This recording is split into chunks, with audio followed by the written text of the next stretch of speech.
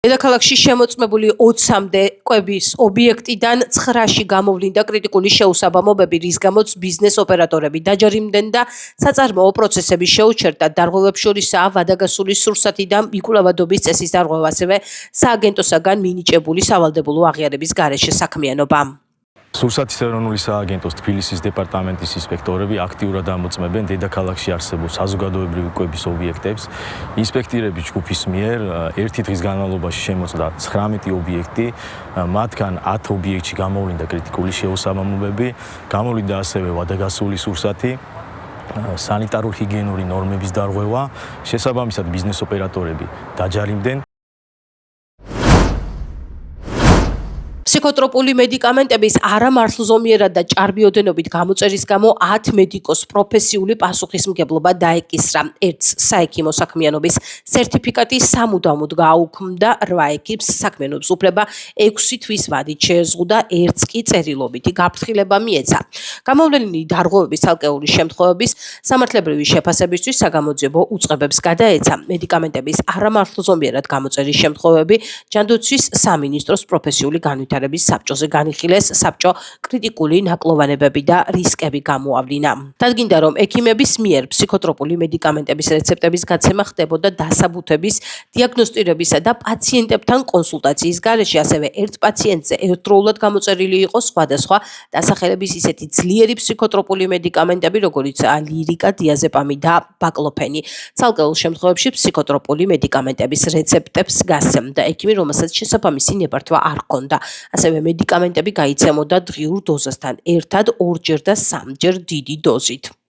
სამინისტრომ ბოლო ხანების განმავლობაში განსაკუთრებული ყურადღების საგნად აქცია ფსიქოტროპული მედიკამენტების ბრუნვაზე კონტროლი, გამკაცრებულია მიმართულებით, რა თქმა უნდა, ზედამხედველობას და ბუნებრივია, რომ ინტერესით ვაკვირდებით და განსაკუთრებული ყურადღებით ვაკვირდებით თითოეულ მონაცემს ამ საკითხთან დაკავშირებით.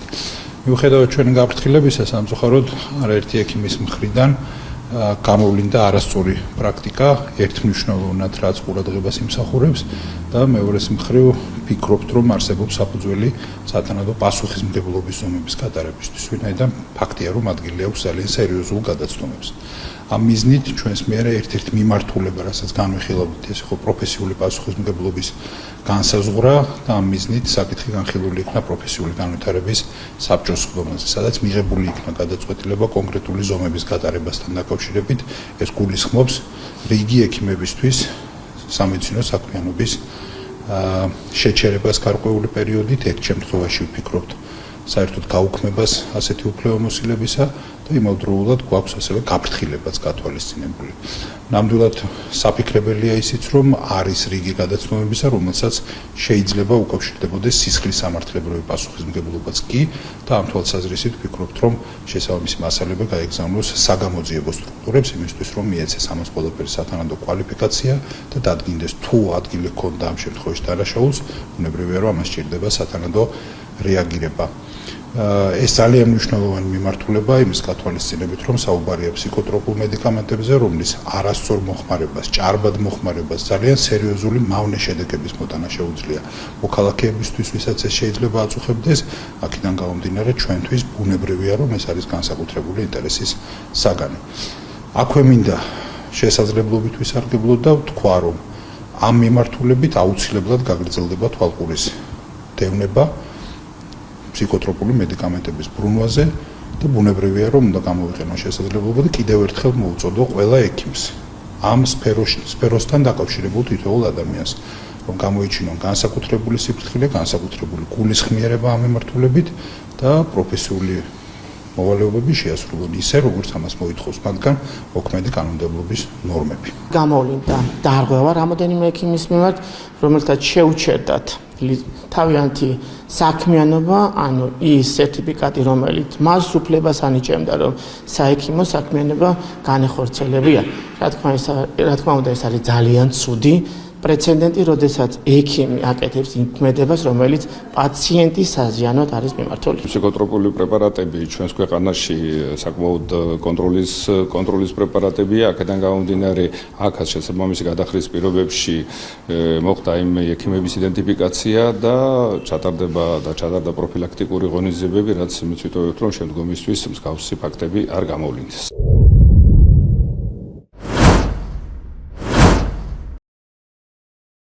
მეფრინველეობის განვითარების ასოციაციის წევრმა კომპანიებმა კვერცხზე ფასის შემცირების გადაწყვეტილება მიიღეს, როგორც მათ მიერ გავრცელებული ინფორმაციაშია ნათქვამი, კომპანიების სავანეთი, დილა, კოდა და კუმისი მათ მიერ წარმოებულ კვერცხზე ფასს 5%-ით შეამცირებენ. ასოციაციის წევრი კომპანიები იმედოვნებენ, რომ მთავრობის აქტიური მუშაობა რითეილ სექტორთან ფასდამატების შემცირების მიმართულებით გავლენას მოახდენს პროდუქციის საბოლოო ფასსა და ხელმისაწვდომობაზე. ცნობისათვის ფასებთან დაკავშირებით მთავრობის მიერ შექმნილი საკოორდინაციო სამუშაო კომისია ირაკლი ყობახიძის ხელმძღვანელობით შეხვდა ქართულ მწარმოებელს, რიტეილ სექტორს და სადისტრიბუციო კომპანიების წარმომადგენლებს, ასევე ნავთობ იმპორტიორებს, სააფთიაქო ქსელებისა და ფარმაცევტთა ასოციაციის წარმომადგენლებს. ცნობისათვის ირაკლი ყობახიძემ 2025 წლის 24 დეკემბერს განაცხადა, რომ სურსათის ევროპულ და ქართულ ფასებს შორის დიდი სხვაობა განპირობებულია სადისტრიბუციო კომპანიებისა და მარკეტების მაღალი ფასნამატით, რაც საქართველოს საზღვრიდან დაახლოებით საშუალოდ 86%-ში ადგენს. ეს გადაწყვეტილება წარმოებლების არის საყურადღებო იმ მხრივ, რომ თუ საუბრობთ იმაზე, რომ ქვეყანაში არ უნდა გქონდეს კარტელური გარიგებები, ანუ არ შეთანხმდნენ წარმოებლები ფასზე და ამით არ დააზარავონ მომხმარებლები, აი ზუსტად ეს მოვლენა არის კარტელური გარიგების ტიპის მოვლენა, როდესაც ყველა მწარმოებელი ერთბაშად თანხმდება ფასის ამ შემთხვევაში შემცირებაზე. თავისთავად თუ ფასი მცირდება, ეს არ არის ცუდი მოვლენა მომხმარებლისთვის, მაგრამ ამ ფორმით, ასე მანუალურად მართვა ფასების სიკეთემდე ქვეყნის ეკონომიკას არ მიიყვანს, ხო?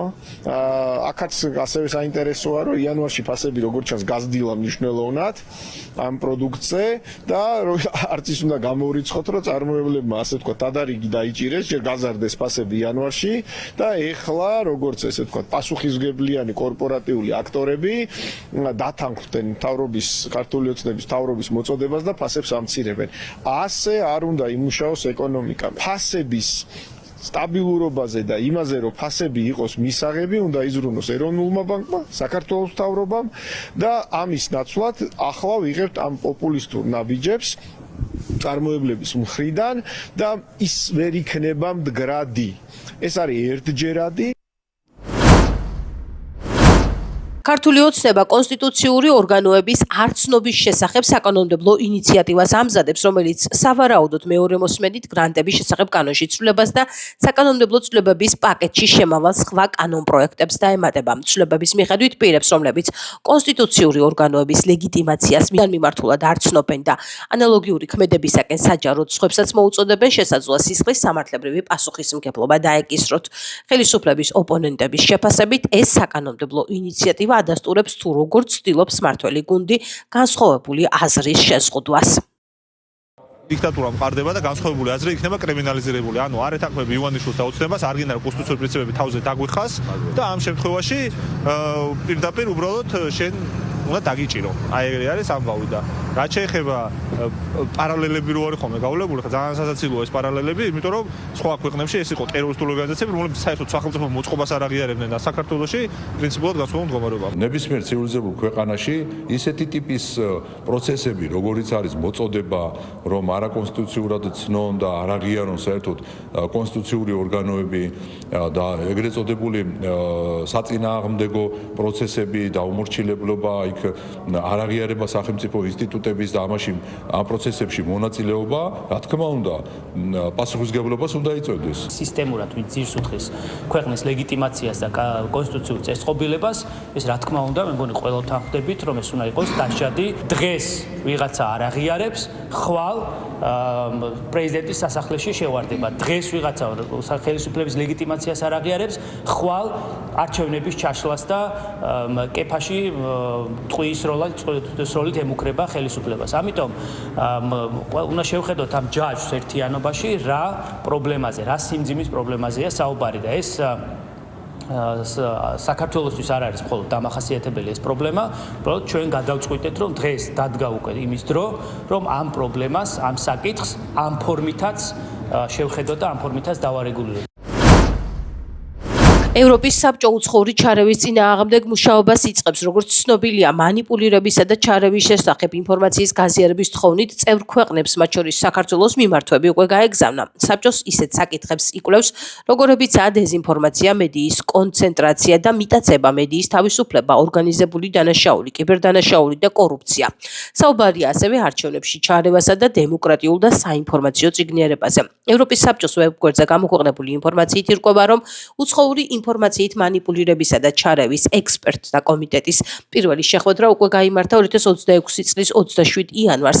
მას ევროპის საბჭოს ადამიანის უფლებათა და კანონის უზენაესობის გენერალური დირექტორი ჯან-ლუკა ესპოზიტო ხელმძღვანელობდა. ჩვენი ღია საზოგადოებების სიძლიერე, რომელიც ფოკუსირებულია ინფორმაციის თავისუფალ გაცვლასა და გამოხატვის თავისუფლებაზე, უცხოური აქტორების მიერ აქილევსის გუსლად იქნა მიიჩნეული, რომლებიც შეცდომაში შემყვან და სრულ პროპაგანდას ავრცელებენ. მათი ამბიციაა ჩვენ საზოგადოებებში განხეთქილებისა და შიშის კლიმატის შექმნა და მათი გეოპოლიტიკური მიზნების წინ წაწევა, განაცხადა ევროპის საბჭოს ადამიანის უფლებათა და კანონის უზენაესობის გენერალურმა დირექტორმა. არ სხვა ნებისმიერ ქვეყანაში თუ ინსტიტუციაში მიმდინარე პროცესს, ეს არის კონკრეტული მექანიზმების ამოქმედება იმისთვის, რომ იქ უფრო ანგარიშვალდებული იყოს ხოლმე კონკრეტული ინსტიტუციები და კონკრეტული ქვეყნები შეიძლება და საქართველოში კიდევ ერთხელ ვიმეორებ, კორუფციას კი არ ებრძვიან, კორუფციას ქმნიან. არ არის ეს იგივე კანონი. თავარი არის კანონის მიზანი. რა მიზნით იღებ ამა თუ იმ კანონს. და ოცნება არ არის ჯერ ერთი იგივე.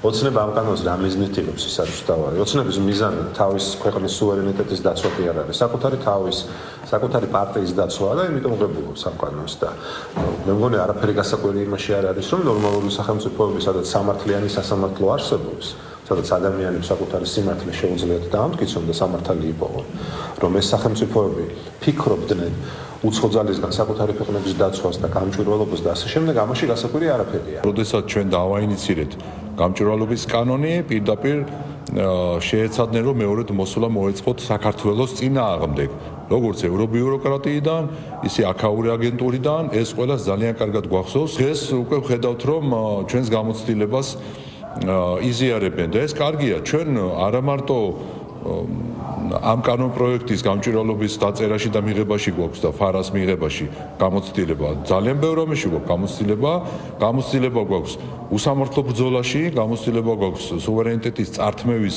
წინააღმდეგ ბრძოლაში, ბევრ რამეში გვაქვს გამოცდილება და სიამოვნებით გავუზიარებთ ევრობიუროკრატიას. მით უფრო იმ ფონზე, როდესაც ევრობიუროკრატია დღეს იმკის უკვე ამერიკისგან იმას, რაც დათესა საქართველოსთან მიმართებაში. ასე რომ დიახ, კი ბატონო, სიამოვნებით ამ გამოცდილებასაც გავუზიარებთ. შეგვიძლია ვთქვათ, რომ ყინული დაიძრა, გულისხმობ იმას, რომ როგორც იქნა, მათ შორის ევროპის საბჭომ აღიარა, რომ ეს არის პრობლემა.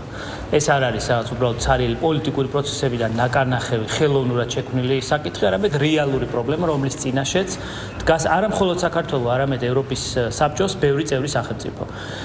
და ის რომ თითოეული ქვეყანა სხვადასხვა პროცესში, საარჩევნო, პოლიტიკურ, სხვა საზოგადოებრივ პროცესებში პრობლემის წინაშე დგას, სხვა ქვეყნები პირდაპირ ერევიან ამ პროცესებში манипуლაციები, დეზინფორმაციები და სხვადასხვა პროცესით, ეს უკვე დღეს არის შემდგარი ფაქტი და ამას თვითონ ეს ევროპის საბჭოს ეს გადაწყვეტილებაც ადასტურებს, გადაწყვიტა მოიკვლიოს თუ რა მდგომარეობა ამ ხრივ ევროპის საბჭოს ფარგლებში და რაც თავარია კონკრეტული რეკომენდაციების შესთავაზოს ამ სახელმწიფოებს რა შეიძლება იყოს გამოსავალი, რომელიც ერთის ხრივ, რა თქმა უნდა, პატივს სცემს კონსტიტუციურ წესწყობილებას, მეორეს ხრივ ადამიანის უფლებების დაცვის ხრივაც იქნება გამართული.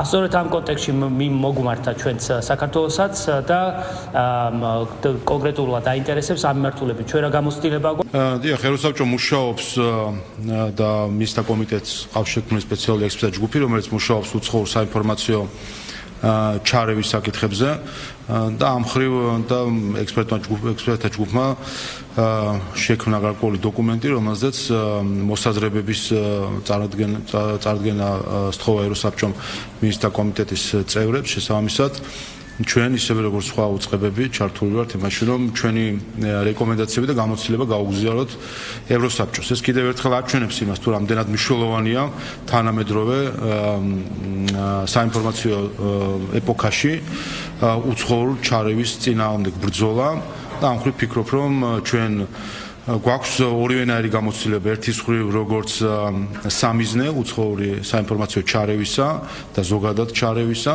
და მეორე როგორც ქვეყანა, რომელსაც აქვს ყველაზე კარგი გამოცდილება იმასთან დაკავშირებით, როგორ ვებრძოლოთ ამგვარ ჩარევას. ჩვენ ხედავთ, რომ ბოლო რამდენიმე წელია ეს ჩარევა ხდება ჩვენს შიდა პოლიტიკაში სხვადასხვა ინსტრუმენტების გამოყენებით, დეზინფორმაცია, სიძულვილის ენის დათესვა, რომელიც სამწუხაროდ კიდევ ერთხელ ბრიუსელის დაფინანსებით ხდება უმეტეს შემთხვევაში და როგორ ამ სიძულვილის ასე თქვა წაქეზებით, დეზინფორმაციით როგორ მიყავთ გარკვეული ჯგუფი ადამიანების შემდეგ ძალადობამდე და ქვეყნის სახელმწიფოს დემოკრატიის ძირის გამოთხრამდე და ეს გამოცდილებას ვნახეთ როგორ ხდება ამგვარი მავნე ოპერაციების დაგეგმვა და განხორციელება და ამავე დროს ვაჩვენეთ თუ როგორ შეიძლება ქვეყანა იყოს მედეგი ამგვარი ჩარევების წინააღმდეგ როგორც პრაქტიკული თვალსაზრისით როცა ვებრძვით ამ დეზინფორმაციას და ჩარევებს ისე საკანონმდებლო